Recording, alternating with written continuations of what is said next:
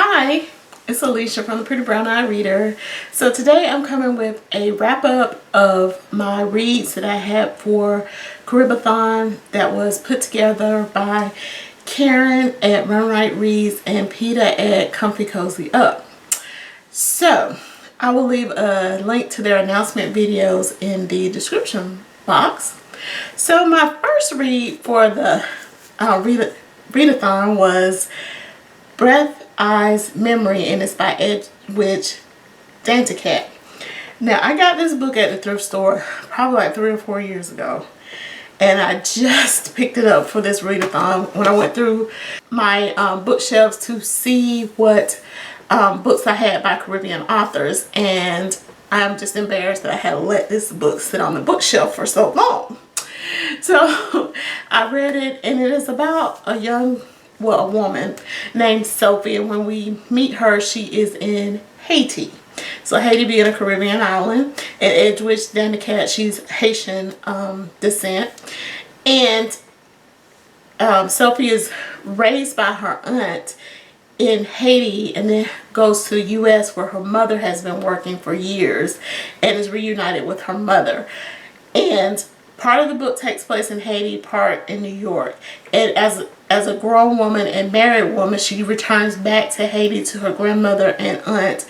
And we learn a lot about the family's history and what happened to her mom while she was in Haiti. So to me, when I was reading Breath, Eyes, Memory, it felt a lot like an American experience. The Caribbean had African enslaved people as well as like the U.S. And so our histories are very similar, and our upbringings to me are very similar.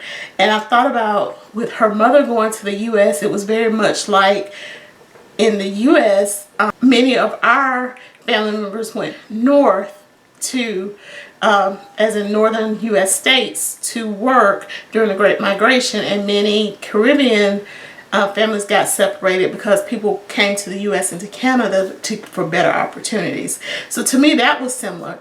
And then her description of Haiti very much reminded me of my rural upbringing in Georgia, just the description of the home and many of the town ways, and that part just really wrapped me up, and I really felt like I was in Haiti from her description.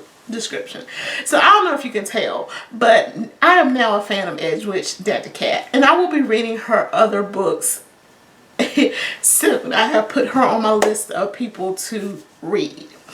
The next book I read was The Book of Night Women by Marlon James. And Mr. James has been everywhere. You know, he's a award-winning author. He's from Jamaica. So this story in the Book of Night Women centers around a slave rebellion. And that's not a spoiler because that's in the blurb on the back.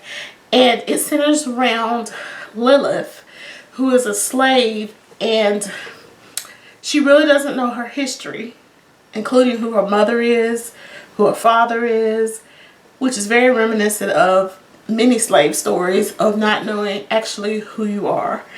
And she's conflicted on what to do oftentimes in the book because she hasn't had very much guidance and she doesn't know anything about who she is. And when this slave rebellion happens, she can't really grasp sometimes. To me it felt like what was expected of her from all angles. And one of my favorite quotes from the book, and it really to me sums up what Lilith's experience was: hate and love be closer cousin than like and dislike.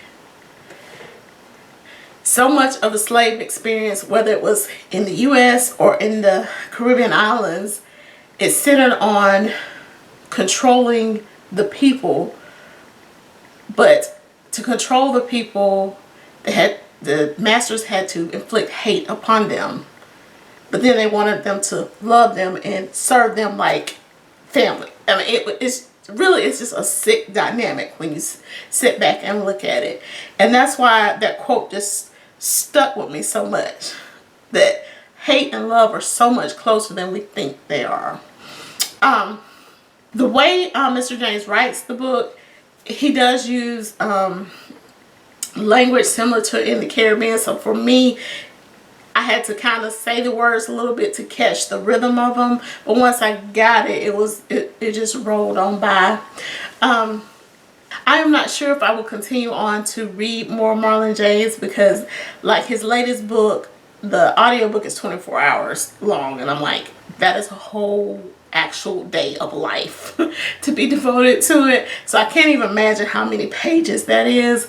So I'm just not sure if I'm going to continue on with Marlon James. I think he's a fascinating writer. I had read John Crow's Devil last year, and I really enjoyed that, but I don't know if I'll read anything else by him.